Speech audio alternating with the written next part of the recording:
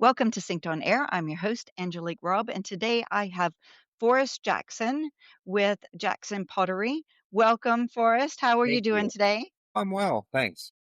Good, good. Well, we're excited to have you on here. We know the business has been around for 42 years. And a lot of people might know of your Jackson pottery line in garden centers, but you also have Jackson cast stone. So, just excited to get to know the company and your background in it and a little bit more about your company. So, welcome. Thank you. I'm excited for the opportunity. Always good to talk to you. Awesome. Well, why don't you kick us off and tell us a little bit about, the history, the high level view. Not all, yeah, 42 years would be a lot, I'm sure. Yeah, so my family started the business. My dad started the business in 1983, and it started as a garden center, plants and pots. It grew and developed into many, many other things, became more of a home store where they have fireplaces and a Christmas store and Okay. a store for all seasons, I guess. But our initial customers were landscapers, some retail customers as well. But we started selling handmade pottery, handmade Italian pottery and machine made pottery out of Italy. And that's kind of how it grew and developed. Our first wholesale customers were landscapers. They were trade. They were not garden centers. They were landscapers. And that was a big part of our identity early on. And does that original store still, uh, um, Uh, the original store was a very small footprint. It was down the street about, I'm going to say, 2 miles. So we moved okay. up the street, I believe, in 1985, and that original store is still there. The original building, we've added on to it and developed from there to create more space for folks to browse. Wow. Oh, that's great to know that it's still there. Yeah, it's still there. My dad is 80 years old and he still goes in every day, I think. Still Oh, operates. that's awesome. That's awesome. Well, he must love it. Well, he does. Well, so then but you've expanded into quite a large supplier of plant pots for garden centers as well now, haven't you? Yeah, so probably we started developing more wholesale accounts that were outside the DFW area that would have been garden centers. And so we Okay. started selling more volume to those dealers in different markets. We continued to expand our landscaper sales as well, but the distribution point became garden centers, and we really wanted to get some of our planters in the hands of landscapers and distinct homeowners. So we started developing and growing after that. And then, of course, we started developing and selling cast stone planters. So Jackson Cast Stone was born shortly thereafter. And like many cast stone makers, with the beginning, we were making bird baths and statues and all these sort of things. But I think in 2012 or 13, I cleared the table of all that stuff and we started just selling planters, really focusing our craft on our initial customers, the landscapers who were specing jobs, the architects, the property developers. And so we started making large scale cast stone pieces. And so how much of your business is the trade then out of the whole Gosh, that's hard to say. area? You know, the trade, they shop actually at both places. They shop online with us or visit us at our wholesale location, which is not too far from our retail store, about a mile and a half. It's Okay. about 8 acres. We have warehousing space, manufacturing. We import about $4 million a year um, in goods to sell, as well as manufacturing. So they shop at the retail store and the wholesale. So certainly a good amount of the aggregate, but the volume of the dealers is also significant. Okay. Which are to garden centers that then could have a portion of landscape companies buying too. Yeah, So, yeah, I or guess the it makes it hard to track. or the garden centers themselves. One of our bigger customers, actually, I would say about 40% of this gentleman's business is landscaping that he does himself. So he does his crews, he runs all his own. So they value us because we have big planners, and most wholesalers in this country do not have big planners. They just don't keep them. They're looking for easy turns on pallet assortments. They're not looking for value pieces and distinctive, iconic pieces for properties. So do you find that that's your unique selling point is that it's the large planters, in a great quality. Is that your Most sorry, definitely. that was a leading question, wasn't it? I would say, there's a lot of temptations in business. There's a lot of things that you can get into. Certainly during the pandemic, we got into a lot of commodity movers just because the demand was so high and people wanted them. Um, but our love is for pieces that people don't just like, but that people stop and look at and stare. And we're looking for pieces that properties can't live without. And so we are always looking to craft those, to purchase those, to design those. And we do a lot of listening with our landscapers, landscape architects, a lot of our commercial accounts to hear what they're looking for. So do you, I mean, that's great to know that you're looking for that feedback. Can you, I guess you have to be able to justify it, but if somebody does want something that you don't already supply, you're willing to curate that or make custom, or is it, I guess it's pretty cost prohibitive to do that on a one-off basis, but if you see a gap in the market, are you always looking to evolve a bit? Yeah, I mean, there's certainly some wild things out there. So, for example, I had a customer say, if you could just get me a tooth planter, tooth. I A feel like I tooth? could go to all the dentists in the state and sell them this planter that's a tooth. And I just don't know. That's a big risk. It's a very narrow market, but we do have. I misheard you. I'm like, "Oh, No, it's what?" for real. I thought they were kidding, but they said if we could just get a tooth planter, we could sell. So we did not do that. But when a customer brings us ideas that we feel like could scale and could please a large number of our other customers, we certainly take those into consideration. So whether it's manufacturing those items or importing them and researching them, that's something we do. I'm working on some core 10 assortments right now that are at the request of one of our best customers. Fantastic. Getting into metal too. Yeah, we've done metal for a number of years. Have you? It Okay. hasn't been huge for us, Uh-huh. but we do it. Yeah. Well, that's fantastic. Well, you have so much. I mean, I was looking at your catalog and like, gosh, I didn't know they had that. Yeah. Well, you have to because everyone's taste is so different, right? So we want our customers to look at something and say, that's me. Or Mhm. for their client, say, that's who my client is. That reflects, I mean, I'm in the expression business. So we are looking for something to where the customer can say, this is my form of self-expression. Awesome. Yeah, I think that is great. One of the things that you mentioned about the cast stone is that, and I have to admit, I think I know what you mean by cast stone, but, like, I thought, you may have your own way of doing it because you're calling it a small batch process.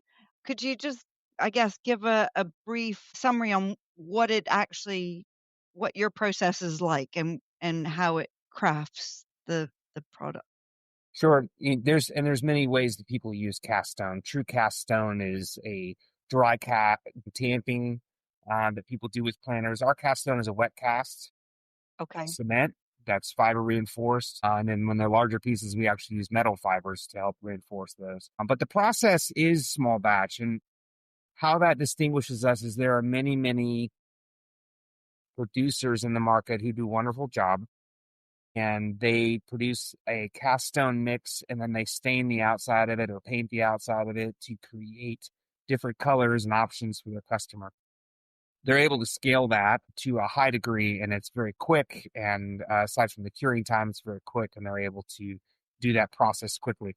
Ours is small batch. So what that means is we are taking the product, we are mixing the colors throughout. So it's an integral color. So the Okay. colors are mixed inside. So it's not a topical stain. It's not a paint. When it gets chipped or dinged or hit with a weed whacker, you just simply sand it and it's going to come out the same color.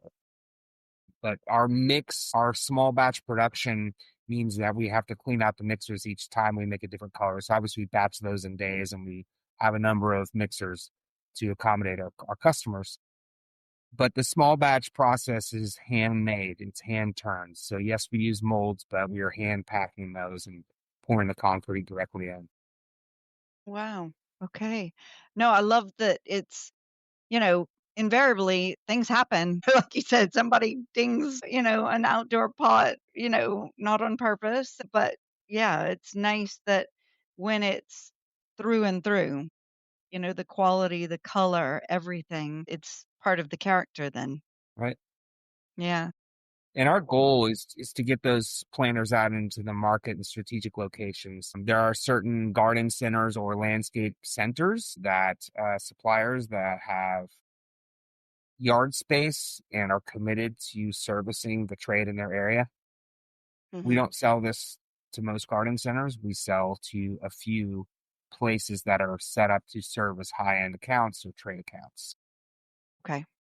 It's a Yeah. little bit different distribution model than someone who's just simply making and shipping to the job, and we did both. Yeah.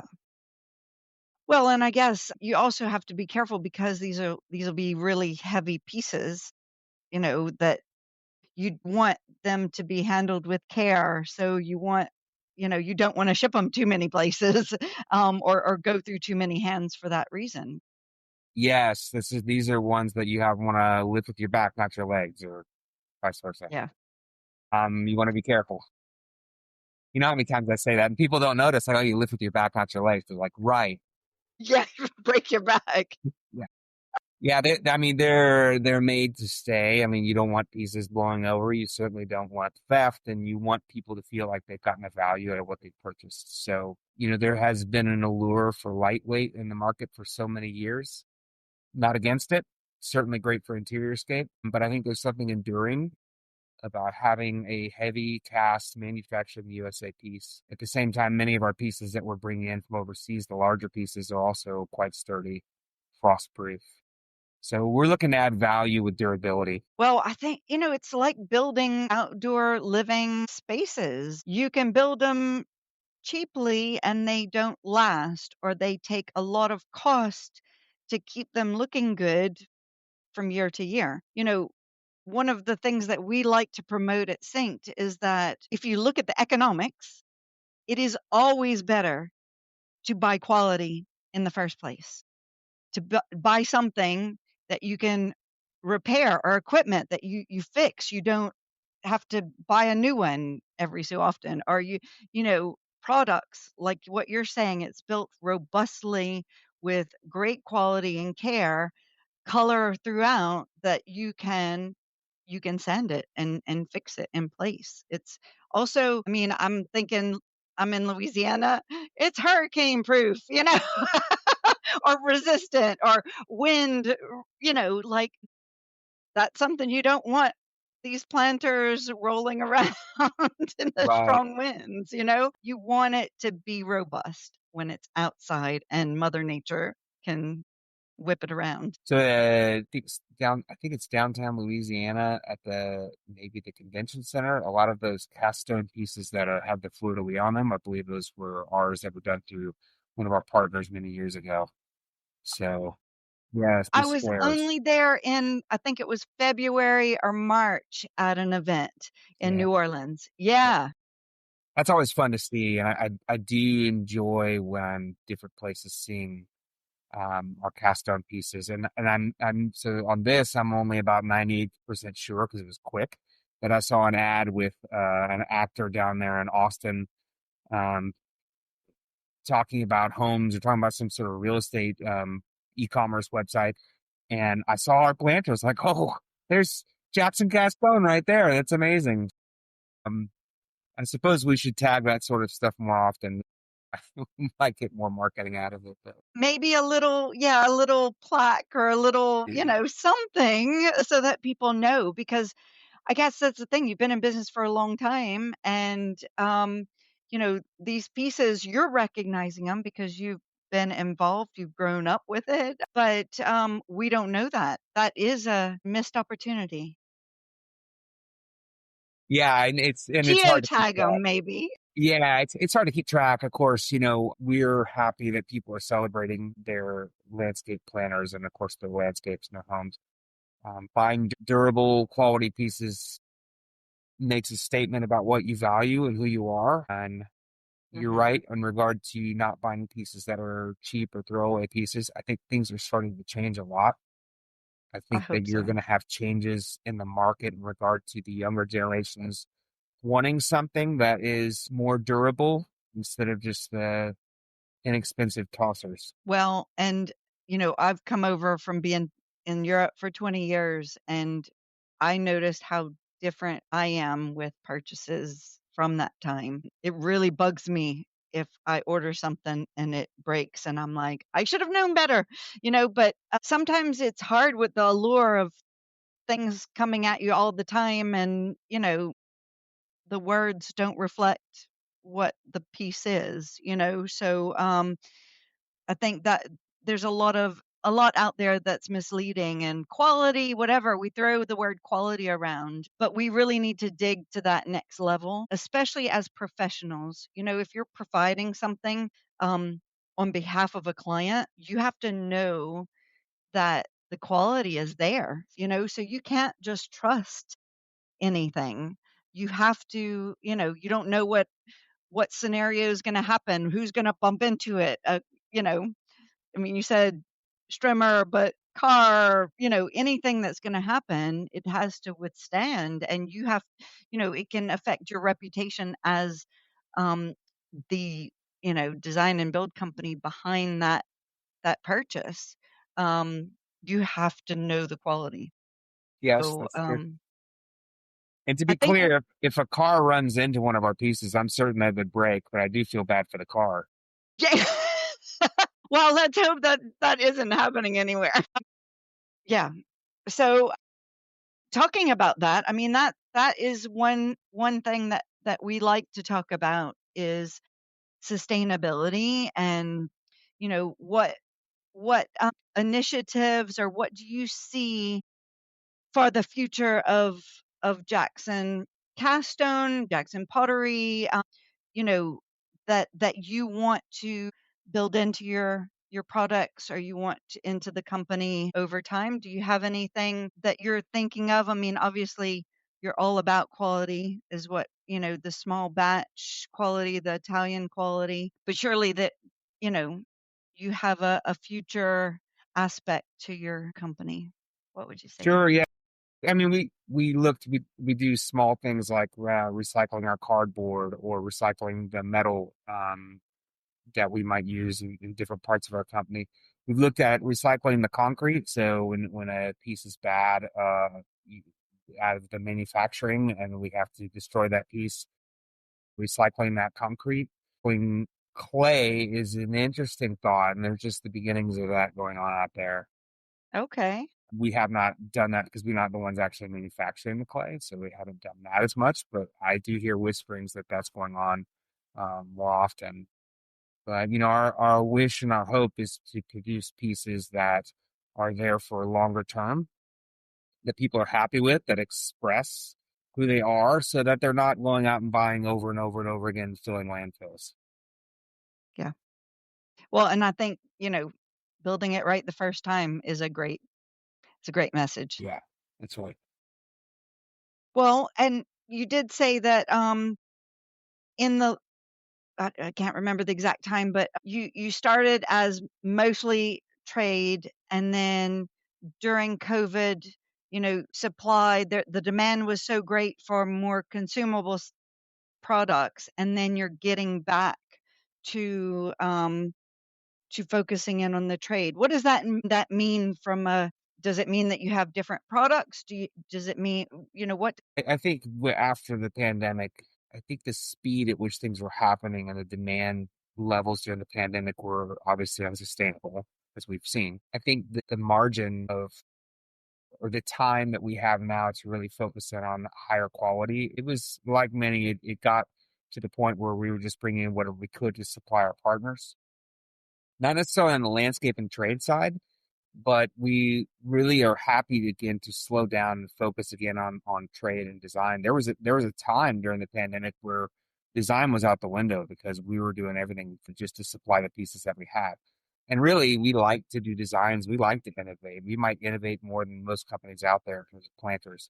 And so we enjoy doing that. And so putting that on the back shelf for during that time period, even though the revenue was great, it was really not as much fun. so does that mean you're getting back to your roots? Yeah, getting back to the roots of No design, pun getting back to the intended. roots.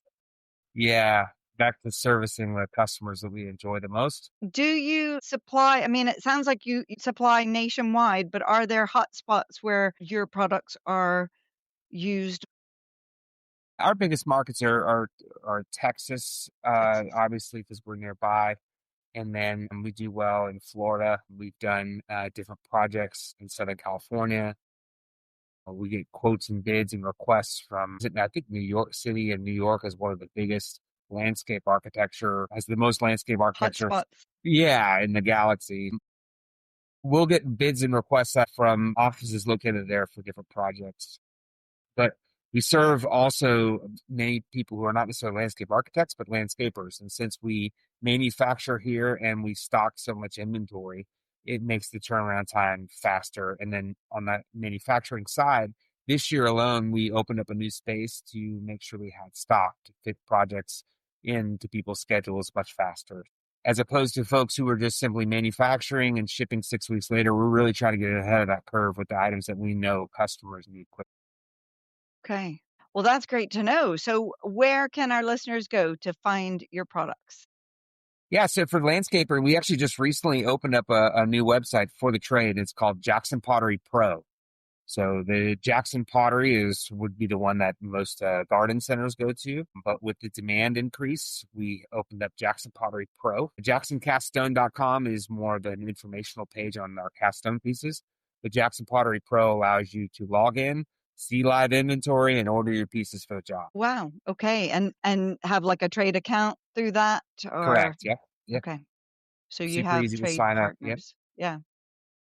Well, great. Well, we can put that in the show notes so it's easy for people to access. What else would you like to tell our listeners, realizing that they're design and build professionals all over the country? Yeah, I would say what we really enjoy, and this inspires my team and our staff, is to see photos of really great projects. Um, if it's something where you've used our pieces, we love to see those. But even if it's something else, we like to see those because it helps us step up our game to service you better. So we love to see that. I don't think that landscape architects and landscapers are celebrated the way that they should be. I really don't. I think that oftentimes in projects, they get the last part of that budget because the building was so much work and they're not celebrated. They're not recognized the way they should be.